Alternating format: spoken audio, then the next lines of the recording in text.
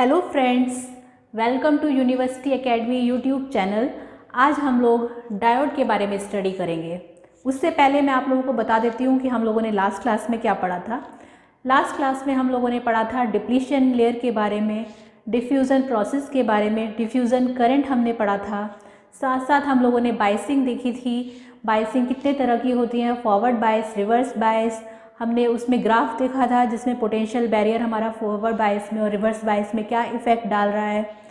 हमने उसमें VI characteristics, voltage current characteristics curve देखा था। अब हम लोग डायोड के बारे में स्टडी करते हैं। डायोड के बारे में हम लोगों को मालूम ही है कि डायोड हम दो तरह के पढ़ेंगे, एक आइडियल डायोड, एक प्रैक्टिकल डायोड, जैसा कि आप लोगों के सिलेबस में है। आइडियल तो आज की डेट में कुछ भी नहीं होता, लेकिन हम लोगों को क्योंकि एक्सपेरिमेंट करना है इसलिए हम आइडियल डायोड को लेकर चलेंगे। आइडियल डायोड में क्या है कि आप जो भी इनपुट दोगे परफेक्ट वैसा ही आउटपुट मिले।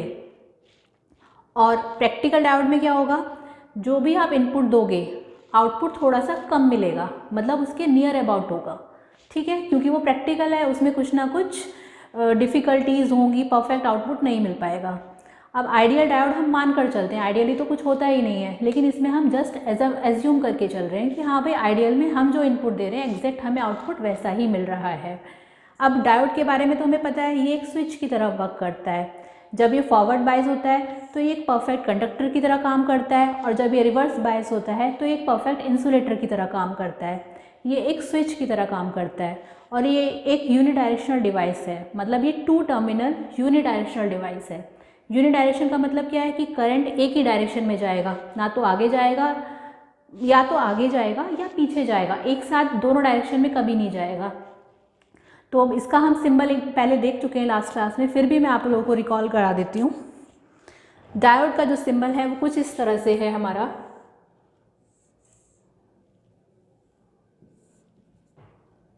ये आपका एनोड है, ये आपका कैथोड है। एनोड साइड हमारी पॉजिटिव होती है, कैथोड साइड नेगेटिव होती है। ये आपका P है, ये आपका N है। ये एक यूनिडायरेक्शनल डिवाइस है। ये डायोड का सिंबल है, सिंबल ऑफ डायोड। ठीक है, अब इसी में हम पढ़ेंगे आइडियल डायोड और प्रैक्टिकल डायोड। प्रैक्टिकल डायोड के हम कैरेक्टरिस्टिक कर्व देख चुके हैं, voltage current characteristic curve. Ideal diode का हम आज देखेंगे। इसे मैं रफ कर देती हूँ।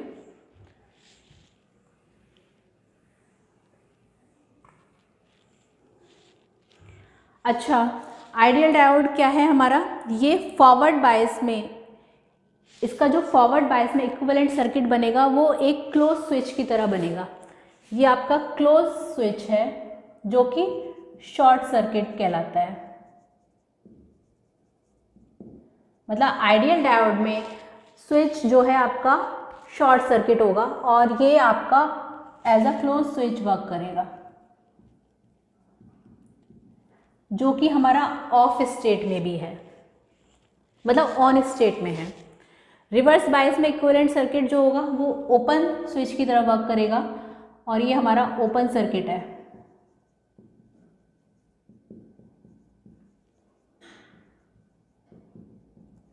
अब प्रैक्टिकल डायोड में क्या होगा, ये जो है प्रैक्टिकल डायोड में इस तरह रहेगा, कोई हमारा इसमें बैरियर पोटेंशियल रहेगा और कोई हमारा डायोड रेजिस्टेंस रहेगा। रिवर्स बायस के केस में वो रेजिस्टेंस बहुत ज़्यादा हाई रेजिस्टेंस रहेगा। ये मैं अभी पहले आपको कंपैरिजन बता देती हूँ जिससे आपको कैरेक्टरिस्टिक कर्व इजीली समझ में आ जाएगा। अच्छा, इसमें क्या है, रिवर्स बायस रेजिस्टेंस इनफाइनाइट होता है। आइडियल डायोड में रिवर्स बायस रेजिस्टेंस बहुत ज़्यादा होता है, और प्रैक्टिकल डायोड में reverse bias resistance few 100 kilo ohms होता है। किलो ओम्स मतलब 10⁻³ कट इन वोल्टेज क्या है, वही नी वोल्टेज, थ्रेशोल्ड वोल्टेज, वो हमारा 0 वोल्ट होता है। सिलिकॉन प्रैक्टिकल डायोड के केस में सिलिकॉन के लिए कट इन वोल्टेज 0.6 वोल्ट होता है, जर्मेनियम के लिए 0.2 वोल्ट होता है। किसमें, प्रैक्टिकल डायोड में। और आइडियल डायोड में कट इन वोल्टेज हमारा 0 वोल्ट होता है। फोर्थ पॉइंट क्या है, reverse saturation current ideal diode में 0 रहेगा, और प्रैक्टिकल डायोड में वो कुछ ना कुछ होगा। कितना होगा, सिलिकॉन के केस में नैनो एम्पियर होगा, यानी कि 10⁻⁻9 एम्पियर, और जर्मेनियम के केस में माइक्रो एम्पियर होगा, यानी कि 10⁻⁻6 एम्पियर। अच्छा, यहाँ से आप लोग ये भी बोल सकते हो कि सिलिकॉन को हम इसलिए और ज़्यादा यूज़ करते हैं क्योंकि उसका रिवर्स सैचुरेशन करंट हमारा बहुत कम होता है as compare to germanium. Nano 10⁻⁻9 जो कि बहुत कम है 10⁻⁻6 से, नैनो एम्पियर बहुत स्मॉल है माइक्रो एम्पियर से, इसीलिए हम सिलिकॉन को और ज़्यादा यूज़ करते हैं। एक पॉइंट यहाँ पर एक और ऐड हो गया। फिफ्थ पॉइंट क्या कहता है, अब इसका हम कैरेक्टरिस्टिक कर्व देख लेते हैं, जिसको मैंने वहाँ पर ब्रीफ में एक्सप्लेन किया हुआ है आप लोगों को। इसमें क्या है, एक्स एक्सिस पर वोल्टेज है, वाई एक्सिस पर करंट है। यहाँ पे जब आप वाई एक्सिस में फॉरवर्ड रीजन में वोल्टेज आप बहुत ज़्यादा बढ़ाते चले जाओगे तो करंट इंक्रीज होता जाएगा और आइडियली करंट इनफाइनाइट तक जा सकता है। ऐसे ही रिवर्स रीजन में क्या करेंगे, जब नेगेटिव डायरेक्शन में हम वोल्टेज बढ़ाते चले जाएंगे तो करंट हमारा कुछ भी नहीं रहेगा, करंट हमेशा ज़ीरो रहेगा। तो ये आइडियल डायोड का कैरेक्टरिस्टिक कर्व है।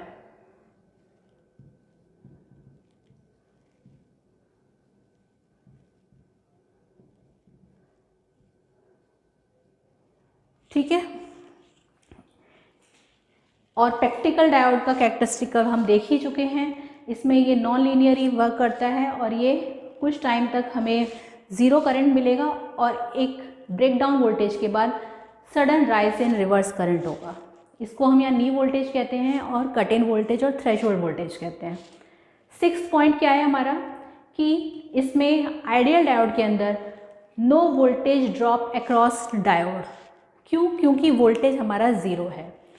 प्रैक्टिकल डायोड में क्या होता है, वोल्टेज ड्रॉप अक्रॉस डायोड होगा जब हम लेस देन ज़ीरो वोल्टेज की बात करेंगे। सेवंथ पॉइंट क्या है आइडियल डायोड में, ये कंडक्टिंग है। कंडक्टिंग मतलब इसमें आइडियल डायोड में फॉरवर्ड बायस में ये कंडक्ट करेगा, फॉरवर्ड बायस में ये ऑन स्टेट पर रहेगा। ये फॉरवर्ड बायस के लिए है और ये वाला पॉइंट रिवर्स बायस के लिए है। रिवर्स बायस में ये नॉन कंडक्टिंग रहेगा डायोड, मतलब ऑफ स्टेट में रहेगा। अच्छा, अभी मैंने आप लोगों को बताया कि सेमीकंडक्टर एक स्विच की तरह काम करता है, लेकिन जो सेमीकंडक्टर डायोड है वो तो एक ही डायरेक्शन में फ्लो करता है। ये हमेशा आप याद रखेंगे कि सेमीकंडक्टर डायोड एक ही डायरेक्शन में फ्लो करता है, लेकिन जो स्विच है वो दोनों डायरेक्शन में काम करता है। ठीक है, अब हम आगे की तरफ मूव करते हैं। हम आइडियल और प्रैक्टिकल डायोड की कैरेक्टरिस्टिक्स देख लेते हैं क्या होती हैं।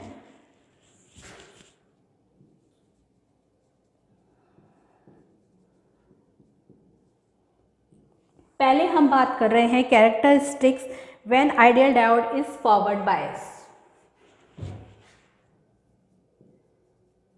When ideal diode is forward bias, it acts as perfect conductor. It acts as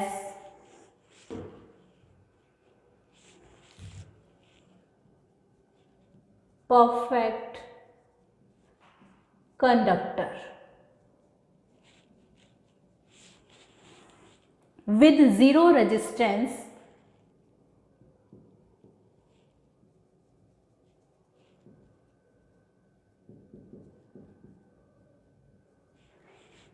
and zero voltage drop.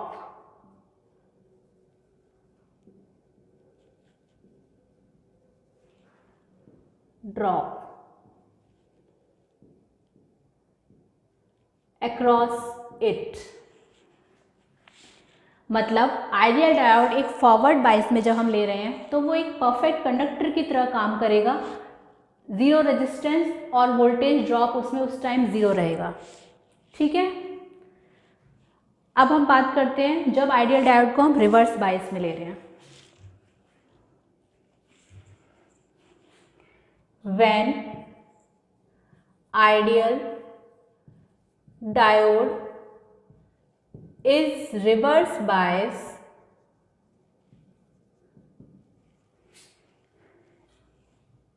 it acts as perfect insulator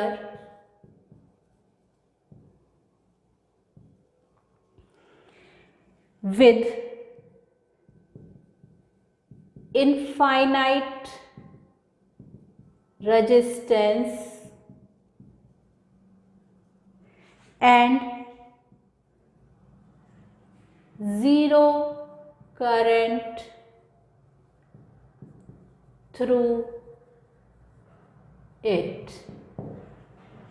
ideal diode में रिवर्स बायस की जब हम बात कर रहे हैं तो ये परफेक्ट इंसुलेटर की तरह काम करेगा, तब इनफाइनाइट रेजिस्टेंस होगा और उस टाइम करंट हमारा ज़ीरो रहेगा और ये एक ओपन सर्किट की तरह काम करेगा।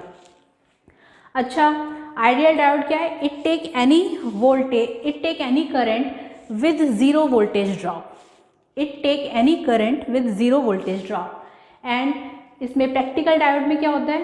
It take any voltage with zero current. It take any voltage with zero current.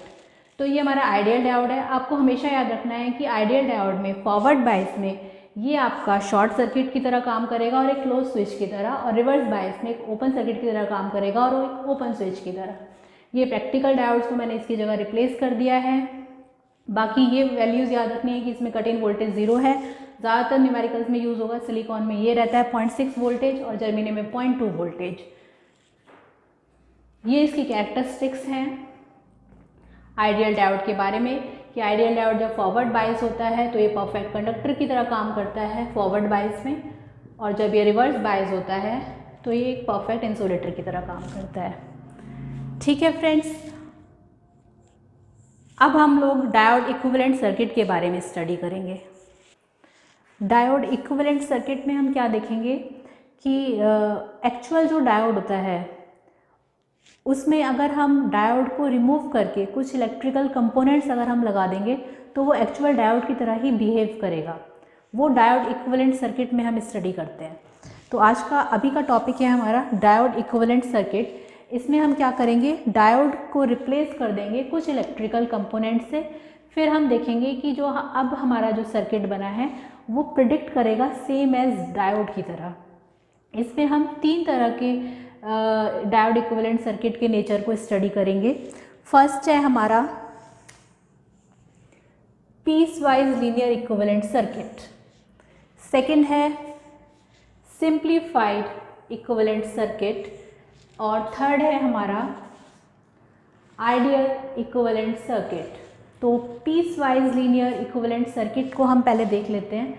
इसका जो डायग्राम है वो इस तरह बनेगा। हमने इसमें एक डायोड लिया है, एक बैरियर पोटेंशियल लिया है और एक डायोड रेजिस्टेंस लिया है। यहाँ पर जो वोल्टेज है वो डायोड के अक्रॉस है हमारा VD और करंट हमारा फ्लो कर रहा है ID। इसमें जो है वो हमारा नॉन लीनियर कर्व बनेगा लेकिन स्मॉल रेशो में, मतलब प्रैक्टिकल में हमारा पूरा नॉन लीनियर था, यहाँ पर थोड़े टाइम के लिए नॉन लीनियर रहेगा फिर लीनियर कर्व मिलेगा। तो वोल्टेज डायोड के अक्रॉस VD है, करंट डायोड के अक्रॉस ID है और इसका जो IV कैरेक्टरिस्टिक्स VI कैरेक्टरिस्टिक्स बनेगा वो इस तरह से बनेगा। ठीक है, अब सेकेंड है हमारा सिंप्लीफाइड इक्विवेलेंट सर्किट, उसको हम देख लेते हैं। इसी में अगर हम RD हमारा बहुत ज़्यादा स्मॉल है वी कैन नेग्लेक्ट इट, तो उसे जब हम नेग्लेक्ट कर देंगे, RD हमने यहाँ 0 लिया, VT को हमने 0.7 कट इन वोल्टेज है वो रखा है यहाँ पे, तब जो हमारा VI कैरेक्टरिस्टिक कर्व बनेगा वो ये है। उस टाइम हमें RD 0 रखने पर 0.7 वोल्ट पर इस तरह से करंट मिलेगा। अब आइडियल थर्ड है हमारा आइडियल इक्विवेलेंट सर्किट, उसमें हम क्या करेंगे? RD को भी 0 रखेंगे और साथ साथ VT को भी 0 रखेंगे क्योंकि दोनों ही बहुत ज़्यादा स्मॉल हैं और दोनों को ही नेग्लेक्ट कर सकते हैं। तो यहाँ पर ना ही हमारा VT है कट इन वोल्टेज, ना ही डायोड रेजिस्टेंस है, सिर्फ और सिर्फ डायोड है। इसमें करंट फ्लो कर रहा है ID और वोल्टेज अक्रॉस डायोड है VD। इसका जो VI कैरेक्टरिस्टिक कर्व है वो हम बार बार रिपीट कर ही रहे हैं, वो इस तरह से हमें मिलेगा जिसमें कोई वोल्टेज ड्रॉप हमें नहीं शो हो रहा है। इसमें वोल्टेज ड्रॉप मैक्सिमम होगा करंट थ्रू दी डायोड। ये रहा हमारा आइडियल इक्विवेलेंट सर्किट के बारे में। तो डायोड इक्विवेलेंट सर्किट के बारे में जितने भी नोट्स हैं आप डिस्क्रिप्शन बॉक्स में से डाउनलोड कर लेना। मैं इसमें एक और बात बता देती हूँ कि अगर डायोड फॉरवर्ड बायस होता है, if diode is forward bias तब हम क्या करते हैं, रिप्लेस डायोड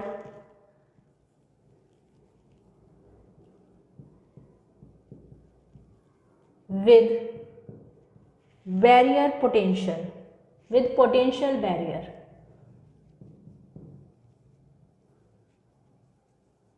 ये आप लोगों को याद रखना है। अगर डायोड फॉरवर्ड बायस है तो डायोड को हम पोटेंशियल बैरियर से रिप्लेस कर देंगे, जो कि इस तरह से है। यहाँ पे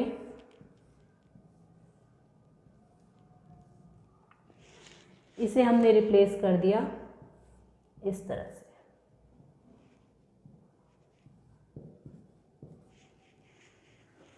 ठीक है, क्योंकि ये फॉरवर्ड बायस था इसलिए डायोड को हमने पोटेंशियल बैरियर से रिप्लेस कर दिया। अगर ये रिवर्स बायस होता तब क्या करते हम,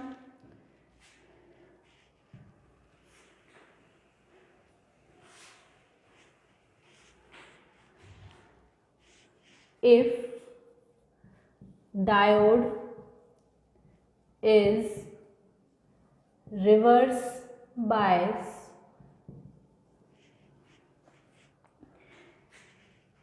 replace diode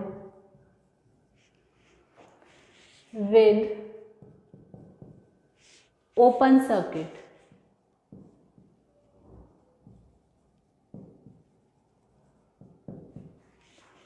जैसे यही हमारा डायोड है और अगर ये फॉरवर्ड रिवर्स बायस में है तो हम इसे इस तरह ओपन सर्किट में रिप्लेस कर देंगे। ठीक है, ये हम बात कर रहे हैं फिलहाल प्रैक्टिकल डायोड की।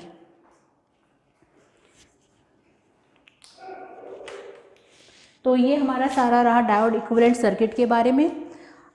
अब हम आगे की क्लास में पढ़ेंगे क्लिपर और क्लैम्पर के बारे में, कि क्लिपर क्या होता है, क्लैम्पर क्या होता है, ये सभी जो हैं ये आपकी। और साथ साथ हम पढ़ेंगे जीनर और वोल्टेज ब्रेकडाउन मैकेनिज्म के बारे में। थोड़ा सा मैं आप लोगों को आइडिया दे देती हूँ कि जीनर और वोल्टेज जीनर ब्रेकडाउन और एवलांचे ब्रेकडाउन क्या होते हैं।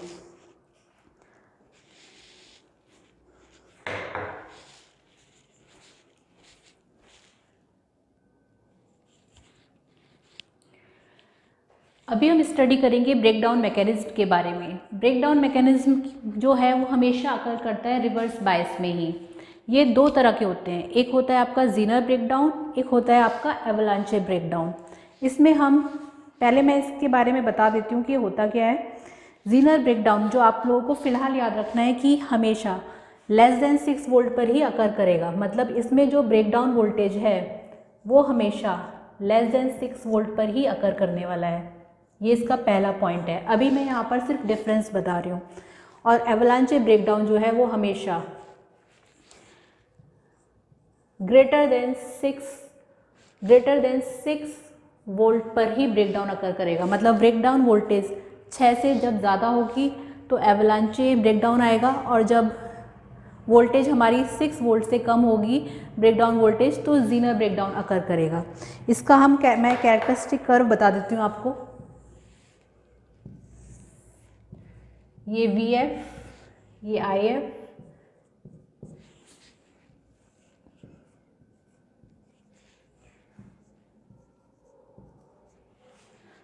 इसको थोड़ा और बड़ा कर देते हैं।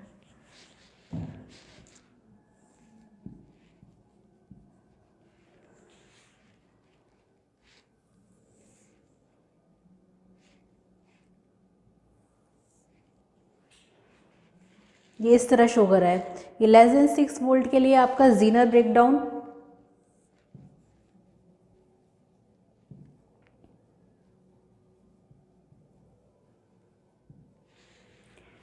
और ये है आपका एवलांचे ब्रेकडाउन।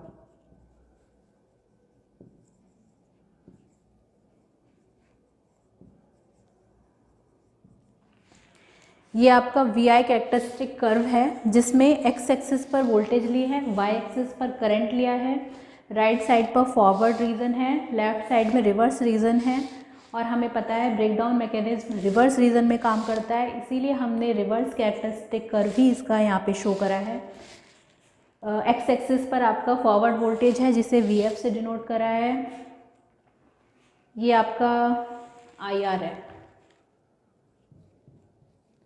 और ये आपका VR है। ये फॉरवर्ड साइड फॉरवर्ड वोल्टेज, ये reverse side reverse voltage, Y axis पे current, forward side forward current, reverse side reverse current. Less than 6 volt पर जीनर वोल्टेज अकर करेगा, इसका कर्व शो कर रखा है, और ग्रेटर देन 6 वोल्ट पे एवलांचे ब्रेकडाउन शो कर रखा है। तो ब्रेकडाउन मैकेनिज्म में एक डिफरेंस आपका ये हो गया, दूसरा डिफरेंस कैरेक्टरिस्टिक कर्व से हो गया, और जो तीसरा डिफरेंस है वो है आपका कि ये हैविली डोप्ड जंक्शन में ही होता है। कौन सा? Zener breakdown.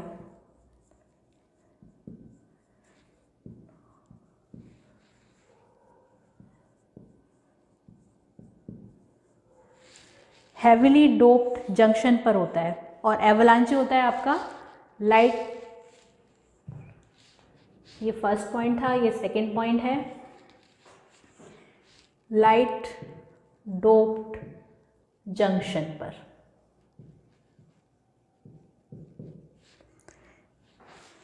ठीक है।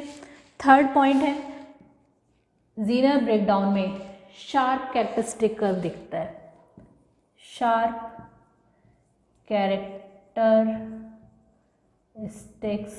कर्व, और एवलांचे ब्रेकडाउन में हमें इंक्रीजेस ग्रेजुअली कर्व दिखता है।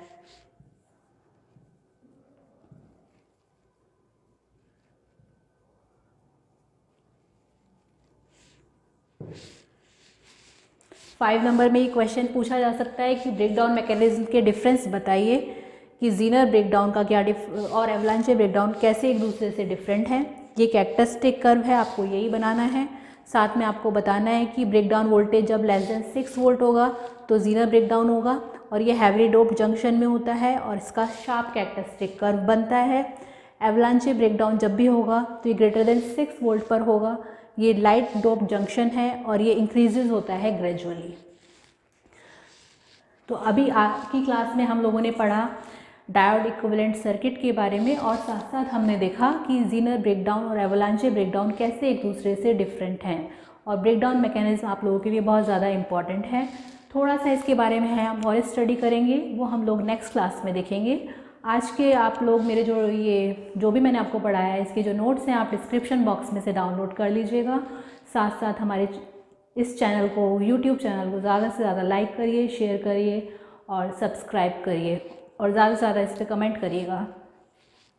आगे की क्लास में हम लोग क्लीपर क्लैंप पर और वोल्टेज मल्टीप्लायर सर्किट डिस्कस करेंगे, और थोड़ा सा ब्रेकडाउन मैकेनिज्म के बारे में भी हम लोग डिस्कस करेंगे। Thank you.